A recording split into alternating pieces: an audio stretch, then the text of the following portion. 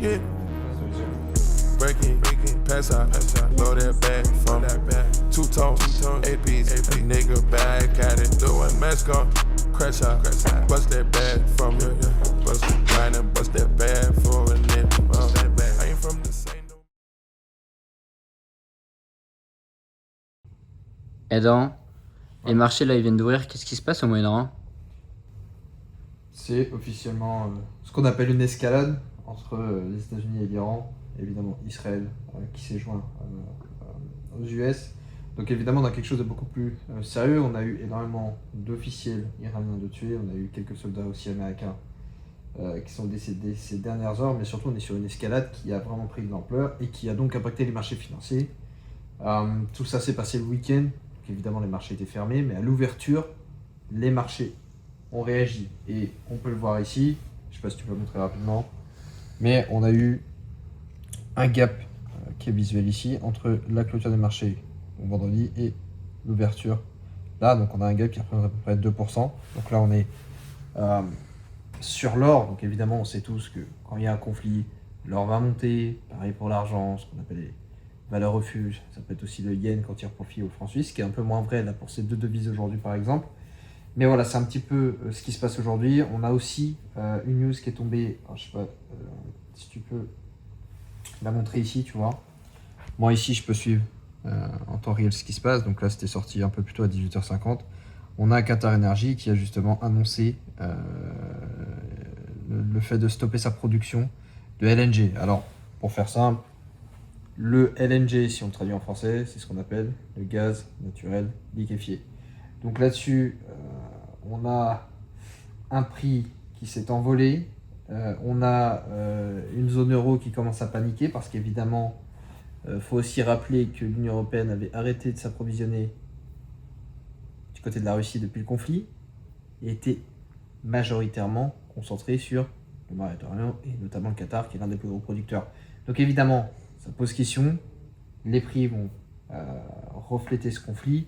Là, on ne s'attendait pas forcément à ce que Qatar Energy annonce ça, mais ça, c'est quelque chose évidemment qui impacte les marchés aussi. Là, on est sur le marché des matières premières, notamment le LNG ici, donc le GNL, le gaz naturel liquéfié, mais évidemment, ça concerne les commodités, les matières premières en règle générale, l'or, l'argent, etc. C'est pour ça que le prix augmente et que ça prend la valeur entre guillemets. C'est à cause de ce conflit. On est loin d'avoir terminé ce conflit, même si le suprême leader iranien a été tué, de nombreux officiels ont été tués, on en est très loin, on ne sait pas ce que ça va donner, personne ne peut prédire quoi que ce soit, on s'adapte. C'est pour ça que moi, je suis en temps réel ce qui se passe, parce que autrement, c'est juste impossible d'en tirer profit. Dans tous les cas, j'avais déjà une position acheteuse sur l'or que j'ai déjà montré la semaine dernière, on peut la voir ici. Donc là, on voit ma position acheteuse ici, donc vendredi. Et cette position, elle a été causée, et surtout, elle est la résultante de la décision de la Cour suprême américaine qui avait décidé justement d'aller à l'encontre des tarifs de Donald Trump. C'était mon catalyseur, et depuis, c'est passé énormément de choses, et notamment cette escalade. Donc ce qui a fait que l'or a énormément pris depuis. Mais encore une fois, il faut faire très attention, il ne faut pas se dire que l'or va monter to the moon, que c'est facile, qu'il suffit de rentrer. Il y a beaucoup de traders particuliers qui se sont dit ça et qui se sont fait défoncer par le marché à l'ouverture, tout simplement avec des spreads extrêmement élevés, avec une volatilité accrue, tout simplement parce que on est sur une escalade, on est quelque chose qui a empiré entre la fermeture des marchés et l'ouverture. Donc on a ce gap qui est visible, on a des spreads qui explosent et on a des traders particuliers qui pensent qu'ils peuvent devenir riches en achetant l'or parce que ça va monter à cause de la guerre. Sauf que ça ne fonctionne pas aussi simplement, il y a toujours un retracement potentiel, il y a aussi des risques, des prises de profit et autres qui peuvent avoir lieu et qui donc impactent l'or. En l'occurrence, j'ai toujours cette position acheteuse sur l'or tant que le conflit reste comme tel et que le contexte général reste comme tel. Je vais garder ma position, je suis déjà là avec un énorme profit, ça peut évidemment s'améliorer sur ces prochains jours. Et voilà, dans tous les cas, il faut suivre ce qui se passe, on ne prédit pas, on réagit. Il y a aussi, si je ne me trompe pas, un drone qui a atterri sur un aéroport en Grèce un petit peu plus tôt que j'ai vu passer dans les news ici. Voilà, là ça attaque aussi de plus en plus le Liban, parce qu'on parle du Hezbollah, donc voilà, ça s'étend un petit peu plus. On a vu quelques drones et missiles balistiques, etc. aller à Dubaï. Après, il y a plein d'autres pays qui ont été touchés, hein. Il n'y a pas que les Émirats, tout simplement parce que l'Iran vise les pays qui ont des bases militaires américaines. Maintenant, c'est pareil, on a vu quelques news, Dubaï, panique, etc. C'est pas totalement le cas. Loin de là, il se passe pas grand chose de très grave côté Dubaï.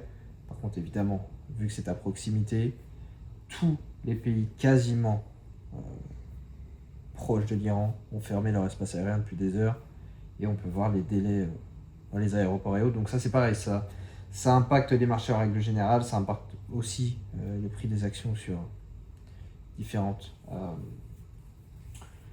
compagnies aériennes. Enfin voilà, c'est une situation très compliquée, on ne pouvait pas prédire que ça allait se passer comme ça. Maintenant, on le sait, depuis de nombreuses semaines, les États-Unis envoient leur flotte vers le Moyen-Orient, ont même déplacé certains navires de mer de Chine vers le Moyen-Orient. Donc voilà, on verra comment ça se passe, mais en tous les cas, le but d'un trader, c'est de s'adapter. On ne prédit pas, on s'adapte, et si le conflit empire, on en tirera profit. Si le conflit, ou du moins si on a une désescalade, on en tirera profit aussi, parce que le sentiment du risque, il sera tout simplement impacté. Donc bref, on suivra ce qui se passe. Dans tous les cas, on est que lundi aujourd'hui, c'est le début de semaine, et je pense que la semaine va être extrêmement volatile.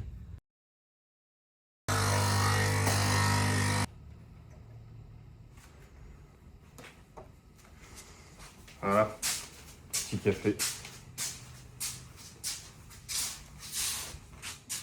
Avec une belle vue. Fermé officiellement le détroit d'Ormuz, enfin l'Iran a fermé le détroit d'Ormuz, donc évidemment ça empire. Et j'ai vu, je crois, alors l'info n'est pas encore officielle, mais il y a une base aux États-Unis qui a été attaquée. Alors je sais plus où exactement. Ils étaient dans un sorte de, pas une tonnelle, pas en plastique, mais dans un truc un peu civil. Ils se sont fait attaquer. Il y a eu 160 morts potentiels. Plus l'ambassade américaine qui est en feu à Riyad. Bon, là, encore une fois. Bon, après, viens là, c'est plus simple sur le trait. Tu vois, là, on a là l'ambassade américaine du coup à Riyad. Donc, on sait qu'il n'y a eu aucun blessé ou quoi que ce soit. Mais c'est pareil, l'ambassade américaine au Liban a été attaquée. Enfin, voilà. Ça continue. On est quoi? On est mardi. On est 3 mars. Il se passe évidemment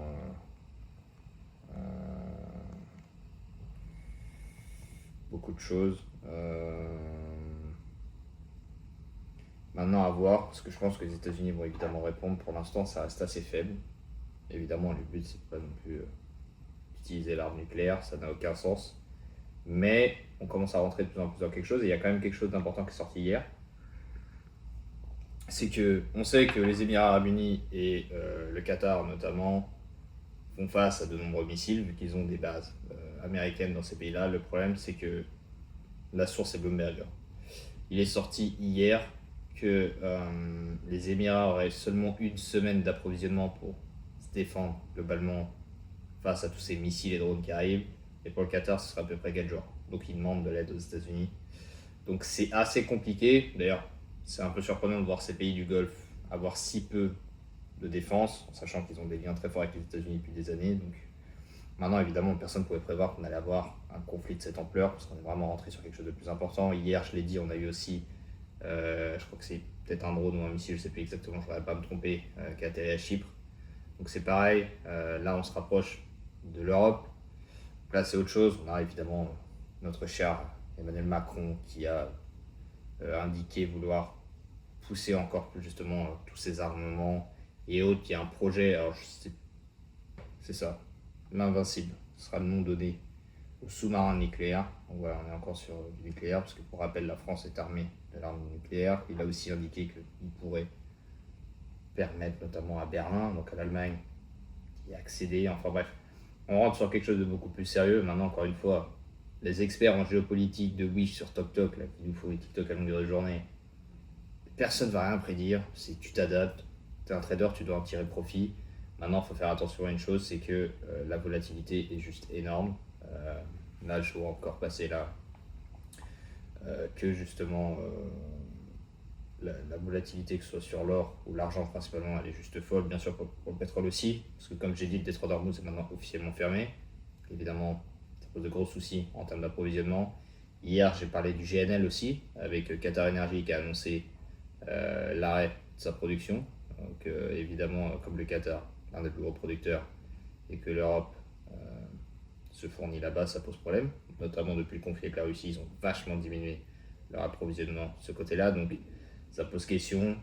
On est passé du mégawatt par heure, on était à 39 €, on est passé à 47 en l'espace de 40 minutes et quelques après l'annonce, ce qui est fou. Donc voilà, quand tu ne suis pas ce qui se passe en temps réel sur les marchés, en fait, tu ne peux pas juste regarder juste un graphique, en fait. Ça ne fonctionne pas, c'est impossible. Donc voilà, aujourd'hui, je pense que le plan, c'est de suivre encore une fois ce qui se passe. Encore une fois, comme je l'ai montré, c'est je suivre avec PMT tout ce qui se passe en temps réel, avoir l'analyste audio. Enfin voilà, là, j'ai pas mis l'analyste audio. Je peux le mettre et on va entendre exactement ce qui se dit en temps réel, qui a annoncé quoi, qui dit quoi. Enfin voilà, on va avoir toutes les infos. Donc ça permet de rien louper. Si je sais pas, on se rend compte que là, l'Iran a attaqué, je sais pas, soyons fous, l'Espagne.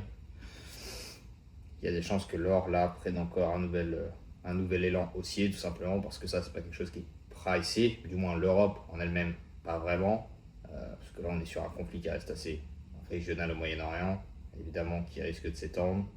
On verra comment ça se passe, on ne peut pas faire des prédictions, on n'est pas devin, on n'a pas de boule de cristal. Tout ce qu'on a, c'est un café, PMT et des compétences, et avec ça, on fait de l'argent, c'est le but d'un trader. Donc, on verra ce qui se passe, mais voilà, en tout cas, tous les experts en géopolitique, trading, je ne sais quoi, sur TokTok, là, la majorité d'entre eux se sont fait défoncer sur l'or parce qu'ils pensaient l'acheter lundi et avoir des couilles en or, enfin, se faire des couilles en or. Ça n'a pas marché, le marché a retracé, parce qu'évidemment, c'est comme ça que ça fonctionne. Donc, voilà, on va suivre ce qui se passe. On a aussi quelques données macro aujourd'hui. On a le taux d'inflation sur la zone euro, principalement. Ce qui est intéressant, évidemment, c'est les données flash. Donc, c'est pas encore les finales ou quoi que ce soit. On a aussi quelques données préliminaires en Italie, mais évidemment, ça importe moins. Excepté si vous êtes sur le marché obligataire italien ou autre, évidemment, il va falloir le regarder avec attention. Mais si vous tradez le G8 comme moi principalement, il y a moins d'intérêt à se focaliser uniquement sur l'Italie là. Mais voilà, il faut aussi comprendre que le calendrier économique, il suit son cours. Il y a toujours des données ou des informations qui peuvent sortir, qui peuvent impacter le marché au-delà de la guerre au Moyen-Orient. C'est pas parce qu'il y a la guerre qu'il faut dire oh là là, il faut absolument que j'achète du yen ou du franc suisse. Et évidemment, si vous l'avez fait depuis le début de semaine, vous pouvez voir que la performance de ces deux valeurs refuges, que tout le monde connaît, n'est pas si exceptionnelle que ça. Donc bref, en attendant, mon trade sur l'or est toujours en cours. Je pense que l'or risque de s'apprécier encore. Je vais probablement exécuter d'autres ordres si, évidemment, soit le conflit empire, soit le conflit s'atténue, parce que ça fait partie de ce qu'on appelle le contexte, et le contexte change tout au trading. Si le sentiment du risque s'améliore, peut-être que je couperai ma position sur l'or parce que l'idée n'a plus d'intérêt actuellement. Et si après, 5 jours après, les conflits reprennent et ça explose, c'est encore pire ou autre, j'en tirerai profit également. Voilà, il faut s'adapter au contexte. On ne prédit pas, on réagit, on s'adapte. On doit savoir interpréter les choses et surtout faire la part des choses entre le bruit et les informations capitales. Donc, en tout cas, voilà. On verra ce que ça donne aujourd'hui, mais la vue est plutôt cool. On n'est pas au Moyen-Orient sous les bombes. On peut s'estimer heureux. On est en Asie, au soleil, libre. On peut bouger comme on veut, parce que ceux qui sont au Moyen-Orient sont évidemment bloqués. Ils ne peuvent pas prendre d'avion. Hier, il y a quelques avions qui ont essayé de décoller. Je crois qu'il y en a un, c'est celui de Londres, qui est parti d'Abu Dhabi. Je n'ai pas regardé s'il a réussi à partir officiellement, mais je sais qu'il avait décollé. Si je ne me trompe pas, il y a aussi des vols d'Emirates qui avaient commencé à partir de New Delhi et d'autres villes en Inde. Et ils ont fait demi-tour après 2 heures de vol, parce qu'Emirates leur a dit qu'au final, ça reprenait, c'était mort. Donc voilà, situation très compliquée dans tous les cas pour tous ceux qui sont évidemment au Moyen-Orient. C'est pas quelque chose de simple. Mais voilà, on peut s'estimer heureux d'être en Asie. Mais je suis pas certain que Dubaï soit une zone aussi sûre que ça, comme beaucoup le prétendent maintenant sur Internet. Alors je sais pas si c'est une simple coïncidence, mais beaucoup d'influenceurs commencent à paniquer, à pleurer, puis du jour au lendemain ils se disent tout va bien, Dubaï est magnifique, Dubaï est beau. Après on sait qu'il y a eu un communiqué officiel du gouvernement qui expliquait que justement il risquait un peu de prison si il disait que ça se passait mal, etc. Si je me trompe pas, il y a eu 3 morts quand même à Dubaï. Enfin, aux Émirats, pas forcément à Dubaï, ça peut être Abu Dhabi et autres, mais aux Émirats, il y a eu 3 morts et je crois qu'il y a trentaine de blessés, 38, quelque chose comme ça si je ne me trompe pas. C'est pas rien non plus. Donc évidemment, n'importe quel pays pourrait être victime de ça s'il a des bases américaines. Mais voilà, c'est vrai qu'on a vu ces influenceurs pleurer du jour au lendemain.